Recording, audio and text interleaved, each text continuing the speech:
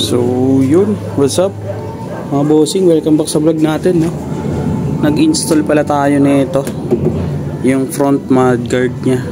So may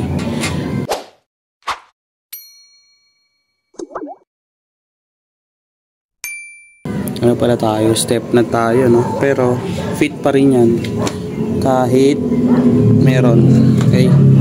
Hindi lang siya mag-fit pagka may yung ano ka rito. Yan. So pag binili mo to, wala kang kasamang mga tornilyo. So yan. Yung tornilyo na to sa hardware to nabibili. Yung sa mga istante yung ginamit ko dito, size 8, no?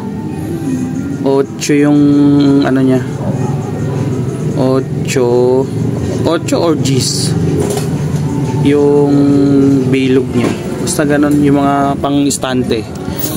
Ito yan, oh. Tingnan natin. So yan, ito yung ginamit ko, 8 yan, sa dalawa na yan.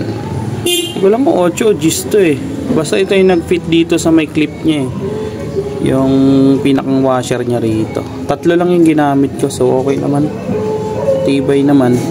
Kasi pag umuulan hanggang dito yung papasok yung dumi rito. Ayun o, kita nyo, ayun o, pag wala siyang mudguard. So nabili ko kasi itong Revo ko second hand, so wala na siyang mudguard, sa likod lang yung meron. So yan, nilagyan natin. Yan na siya, kabilaan. So yun, okay. Yan, magkakaiba yung tornilyo kasi medyo alanganin yung, pag ito yung ginamit ko naman sa kabila, alanganin naman yung buka nung ano, kailangan ng mahaba, yung size 8 yan. Ito yan.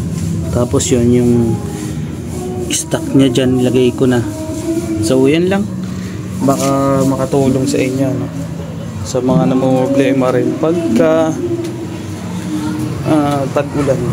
So yan, no? Pagka wala kang mudguard, abot yan ng ganito, no? Yan dyan, yung ano nya, lalo na pagka mapaputik. So yan, pag may mudguard ka, kita nyo, yan, hanggang dito lang yung putik nyan.